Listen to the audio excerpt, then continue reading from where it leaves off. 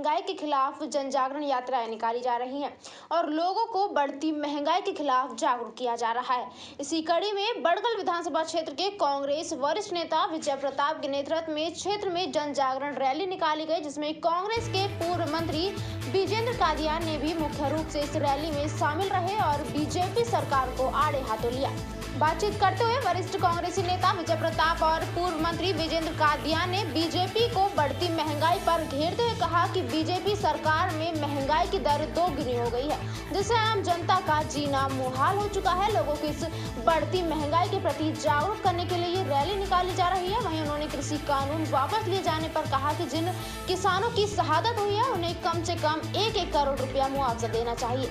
वहीं इस रैली में शामिल हुए कांग्रेस के पूर्व मंत्री विजेंद्र कादियान ने कहा कि डर के कारण पीएम मोदी ने कृषि कानून वापस लेने का निर्णय लिया है। उन्होंने कहा कि इस जीत में किसानों के साथ कांग्रेस का भी बहुत बड़ा हाथ है, जिसके चलते मजबूर होकर सरकार को ये कानून वापस लेने की घोषणा करनी पड़ी। देखिए, ये तो लाजिमी था। मोदी साहब ने अपनी भूल को स्वीकार किया है, लेकिन जो 700 साढ़े 700 परिवारों के जो लोग शहीद हुए हैं उनकी भरपाई कभी नहीं की जा सकती, उस दुख को कभी नहीं मिटाया जाए। समाज हमेशा उनका ऋणी रहेगा। सरकार को प्रायश्चित करते हुए मोदी जी को कम से कम 1-1 करोड़ रुपए उन परिवारों को सहायता देनी चाहिए और एमएसपी का कानून संसद में बनाना चाहिए। आज यात्रा निकाल रहे हैं, मुख्य बाजारों से निकालेंगे, लोगों को या दुकानदारों को क्या संदेश देते हुए जाएंगे? संदेश यही है भाई, महंगाई इतनी ज़्यादा है, ये सरकार बिल्कुल ख्याल नहीं कर रही है लोगों का और इस सरकार को उखाड़ फेंकने के संकल्प के साथ ही सर, गरीबों के मुद्दे उठाते आए हैं आप, आज भी जन कल्याण के लिए सड़कों पर उतरे हैं, लेकिन अभी जो कि मोदी जी की मजबूरी हो गई इन कानूनों को वापस लेने की, तो ज़्यादा सरे तो मैं ये कहूँगा कि किसानों के संघर्ष को जाता है और उसमें साथ साथ जो कांग्रेस पार्टी ने अपना समर्थन और सहयोग किया वो भी कांग्रेस पार्टी को जाता है। क्या लगता है किसानों को घर वापस लौट आना चाहिए, जबकि अभी राकेश टिकैत कह रहे हैं कि अभी तो बहुत सारी मांगे किसानों की पेंडिंग है?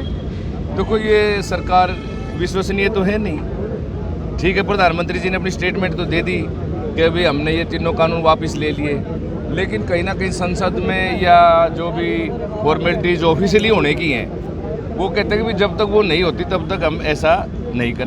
चलिए मैं रुक करेंगे अगली खबर का। बल्लभगढ़ के वार्ड नंबर 36 में नगर निगम के द्वारा दिए गए 2 ट्रैक्टरों को हरी झंडी कैबिनेट मंत्री के बड़े भाई टिपटन शर्मा के द्वारा दिखाकर रवाना किया गया।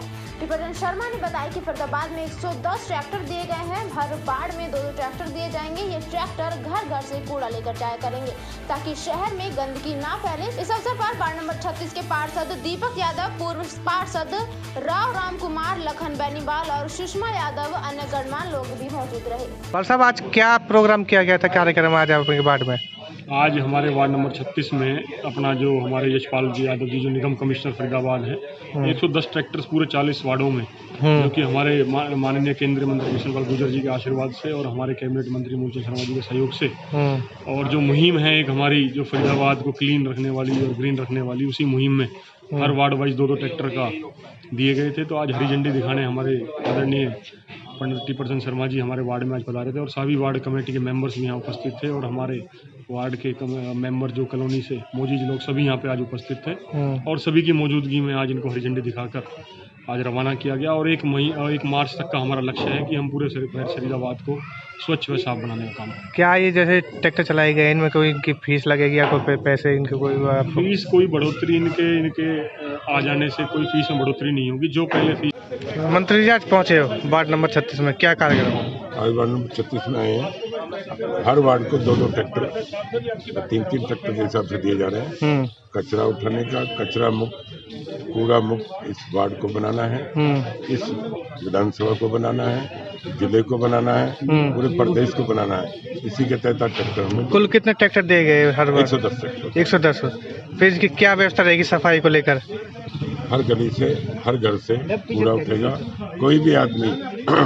चलिए मैं रुक करेंगे अगली खबर का। कैबिनेट मंत्री पंडित मूलचंद शर्मा ने 3 कृषि कानूनों को वापसी की घोषणा पर अपनी प्रतिक्रिया दी है और उन्होंने कहा कि प्रधानमंत्री नरेंद्र मोदी देश के 130 करोड़ जनता के हित को देखते हुए ये फैसला लिया है और वे इस फैसले का स्वागत करते हैं और उनका धन्यवाद भी करते हैं। उन्होंने कहा कि बीजेपी सरकार जनता की सरकार है, प्रधानमंत्री ने लोगों और किसानों के हितों को देखते हुए ये फैसला लिया है और आज गुरु पर्व का पवित्र दिन है जब प्रधानमंत्री ने घोषणा की है। उन्होंने कहा कि प्रधानमंत्री पर दुनिया भरोसा करती है और उन्हें दुनिया की ताकत भी सलाम करती है। वहीं उन्होंने विपक्ष पर निशाना साधते हुए कहा कि विपक्ष की दुकान पहले भी खाली थी और अब भी खाली है।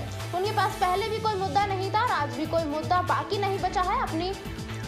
लोगों ने अपनी मिलीजुली प्रतिक्रिया व्यक्त करते हुए कहा कि ये अच्छा कदम है। जिस तरह उन्होंने किसानों के प्रति हमदर्दी दिखाते हुए कृषि कानूनों को रद्द करने की बात कही है, वहीं अन्य लोगों ने कहा कि तीनों काले कृषि कानूनों को अब सरकार ने डर कर वापस लिया है। ये किसानों की शहादत की जीत है। उन्होंने कहा कि अब देखने वाली बात होगी कि किस तरह इस कानून को रद्द किया जाता है और उसकी क्या रूपरेखा होगी। वहीं प्रधानमंत्री क्या सुझाव रखते हैं, वहीं किसानों के लिए एक प्रशंसनीय कदम आज एक बात कहने आया हूँ कि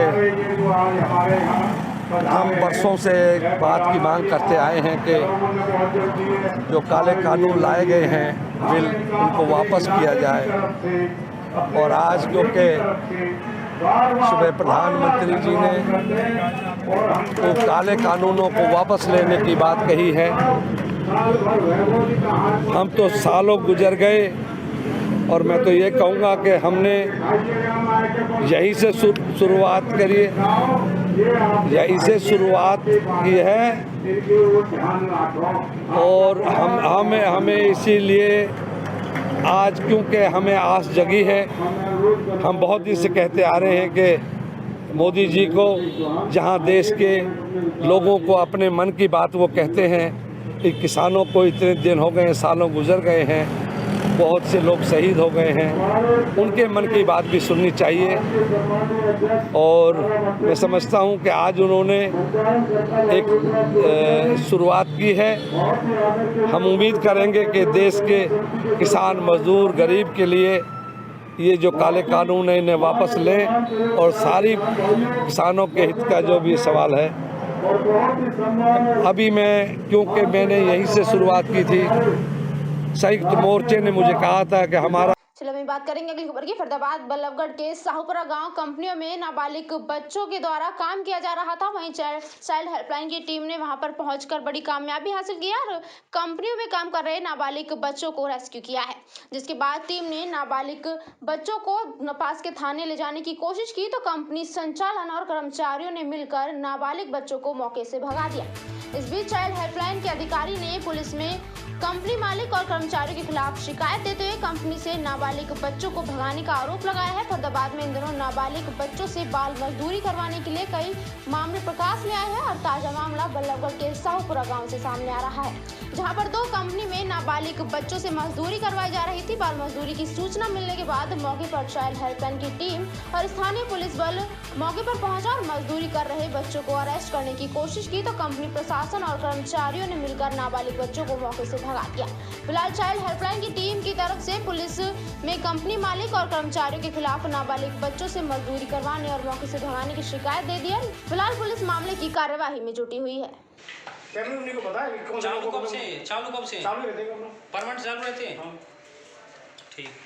हमें 109 पर सूचना मिली थी कि यहाँ पे साहूपुरा गांव में कंपनियों में बच्चों से काम कराया जा रहा है।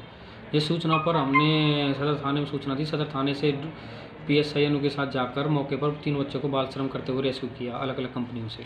कौन कौन सी कंपनी है और कौन सी जगह है? देखिए साहूपुरा गांव में कंपनी है, एक तो RD इंडस्ट्रीज है, एक ये है अपना, एक ज्योति है। कितने बच्चे मिले इनमें? तीनों से एक बच्चा मिला है, जिसमें 2 बच्चों की 16 साल एज है, एक की 17 साल है।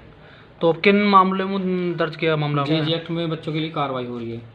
अब ये जो मामला दर्ज किया गया है किन के खिलाफ किया गया है? ये कंपनी के नाम किया गया है। क्या जुर्माना क्या होगा इनमें? क्या जुर्माना रखा जाएगा? वो तो फिर कोर्ट का मामला, क्या जुर्माना करके सजा करती है उसमें हमें। बच्चों की एज कितनी लिख ली? बच्चों ने बताया कि उनकी एज 16 साल 17 साल है। कहाँ के रहने वाले हैं बच्चे, कुछ पता? चलिए बात करेंगे सोहना की। सोहना ढाणी में एक दुकानदार को ऑनलाइन कमीशन का झांसा देकर 60,000 रुपए की शपथ लगा दी। दुकानदार ने बताया कि उसे पड़ोस में रहने वाले ऑनलाइन ट्रांजैक्शन करने वाले युवक ने झांसे में लेकर उससे 60,000 की ठगी कर ली है। इस मामले में दुकानदार ने सोहना थाने में एक शिकायत दर्ज की है कि जिस पर पुलिस ने मामले की जांच शुरू भी कर दी। हालांकि इस मामले में अभी तक पुलिस ने कैमरे के सामने कुछ भी कहने से साफ इनकार कर दिया है। सोहना निवासी राम निवास ने बताया कि उसकी सोहना ढाणी में पूजा पाठ सामग्री की दुकान है। उसके पड़ोस में ही सचिन गोविंद नाम के युवक मनी ट्रांसफर का ऑफिस खोला हुआ है उन लोगों ने, जिस पर 2 दिन पहले उन्होंने उसे अपने दुकान पर बुलाया व कमीशन का झांसा देकर उसके अकाउंट से 60,000 कमीशन का लालच देकर किसी दूसरे के खाते में ट्रांसफर करवा दिए। पीड़ित दुकानदार ने जब अपने पैसे मांगने की बात कही तो उन लोगों ने उसे धमका कर वहां से भगा दिया और दुकानदार ने बताया कि बातों का झांसा देकर इन युवकों ने उसके साथ ठगी की है। इस मामले में सोहना पुलिस को एक शिकायत दी गई है। इस पर पुलिस ने आगामी कार्यवाही। क्या मामला हुआ तो बताओ। मेरे पास उन लोगों का, जब मैं बाहर था गुड़गांव में कहीं गया हुआ था, तो मेरे पास उनका फोन आया कि भाई कहाँ पे है तू जी, कुछ काम है, पैसे ट्रांसफर करवाने हैं जी। तो मैं जैसे ही वहाँ से फ्री होके निकला तो मुझे वो वहीं दुकान पे ही मिले। अच्छा। दुकान पे मिलने के बाद उन्होंने बोला कि भाई पैसे 8,000 ट्रांसफर कर दिए जी। तो मैंने 8,000 ट्रांसफर कर दिए। फिर मुझे बातों में लगा लिया, गुमराह सा कर दिया एक तरह से, पूरी तरह। फिर बोला 10,000 और कर दे भाई जी। फिर बोला भाई 12,000 कर दे, 30,000 हो जाएंगे। फिर कुछ देर बाद रुकने के बाद में थोड़ी बातचीत और करने लग गया मेरे से, और थोड़ा पास आ गया, अंदर दुकान के अंदर तक बैठ गया, बढ़ गया। और फिर बोला भाई 15,000 और कर दे मेरे पास। ऐसे करते करते 45,000 तक करवा दिए। फिर बोला, मैंने कहा भाई थोड़ी देर, फिर उसने मेरे को बातों में लगा लिया। बातों में लगाने के बाद फिर बोला कि भाई 12,000 और कर दे। फिर मैंने 12,000 कर दिए। फिर मैंने पैसों के लिए बोला उससे। पैसों के लिए बोलने के बाद में बोला भाई पैसे अभी आ रहे हैं, थोड़ी देर में अभी भिजवा रहा हूँ। तो किसे ट्रांसफर किसके पास करवाए? उसने अपने अकाउंट में करवा लिया? उसने उमेश के नाम से, उमेश गुजर के नाम से किसी के अकाउंट में ट्रांसफर करवाए। तो ये नहीं बताया तुम्हें किस लालच में लिया उसने आप तुमको? लालच में ये नहीं, हमने सिर्फ मनी ट्रांसफर की थी उसके पास जी जी जी। हमने बोला कि हमारा भाई जो है वो, मतलब जो हमारा कमीशन बनता है सभी मनी ट्रांसफरिंग वालों का, वो कमीशन है हमारा, और बाकी कुछ नहीं। अच्छा, उस कमीशन के चक्कर में आपको ठगी कर ली इसने? हाँ। ये कौन है आरोपी? कौन है, क्या नाम है इसका? इसका नाम है सचिन। कहाँ का रहने वाला है? ये मोहम्मदपुर गुजर। आपका नाम क्या और आप क्या करते हो? मेरा नाम रामनिवास शर्मा है और मैं क्या नाम है? गुजर घाटी में रहता हूँ। क्या? चलो बात करेंगे अगली खबर की। पूर्व मुख्यमंत्री और हरियाणा में विपक्ष के नेता भूपेंद्र सिंह हुड्डा पलवल धरना स्थल पर किसानों के बीच पहुंचे। प्रधानमंत्री के इस फैसले का पूर्व मुख्यमंत्री ने स्वागत किया। तो वहीं इस आंदोलन में शहीद हुए किसानों के लिए नौकरी और मुआवजे की भी मांग की गई है। पूर्व मुख्यमंत्री और हरियाणा में विपक्ष के नेता भूपेंद्र सिंह हुड्डा ने कहा कि किसानों के आगे सरकार को झुकना पड़ा है। प्रधानमंत्री के इस फैसले के लिए उनका धन्यवाद करते हैं, लेकिन किसानों की लड़ाई अभी पूरी नहीं हुई है। इस आंदोलन के दौरान जो भी किसान शहीद हुए हैं, सरकार को चाहिए कि उनके परिवारों को सरकारी नौकरी और मुआवजा दे। आंदोलन के दौरान जिन किसानों पर मुकदमे दर्ज किए गए हैं वे मुकदमे वापस किए जाएं और किसानों की आय को दोगुनी करने के लिए स्वामीनाथन आयोग की रिपोर्ट व फॉर्मूले लागू किए जाएं। वहीं उन्होंने नौकरियों में भी पैसे की रिश्वत के बयान पर प्रतिक्रिया देते हुए कहा कि जिस तरह से रोजाना नौकरियों में पैसे के मामले खुलकर सामने आ रहे हैं, संवैधानिक पद पर बैठे लोगों के घरों से करोड़ों रुपए बरामद किए जा रहे हैं। इससे साफ तरीके से पता चलता है कि नौकरियों में रिश्वत किस तरह से 1 करोड़ रुपया कितने पेपर लीक हुए हैं। और मैं नहीं कह रहा हूँ, ये अखबारों में आई हैं, फलानी नौकरी 10 लाख रुपए की, फलानी नौकरी 5 लाख रुपए की। ये एसएस कमीशन के मेंबरों पे हुआ। एसएस कमीशन का, HSS कमीशन का चेयरमैन सस्पेंड करना पड़ा, और इससे ज़्यादा क्या सबूत चाहिए इनको। आज HPSC का जो सेक्रेटरी है उसके घर करोड़ों रुपए मिलता है, और कैसे बिकती नौकरी? एक तरह देखिए, मैं कह चुका हूँ, आज जो आपने अभी कहा होगा, ये जो आज फैसला किया है प्रधानमंत्री ने, जो ऐलान किया है प्रधानमंत्री जी ने कि भाई ये कृषि कानून वापस ले जाएंगे, हम उनके धन्यवादी हैं। लेकिन किसानों के बहुत बहुत मुबारकबाद देता हूं किसानों को। असली जीत किसानों की हुई है, किसान और मजदूर की जीत हुई है जो फैसला वापस लेने में। और आगे जो समस्याएं हैं। BVM न्यूज में फिलहाल के लिए इतना ही। आप बने रहिए हमारे साथ, देखते रहिए BVM न्यूज। नमस्कार।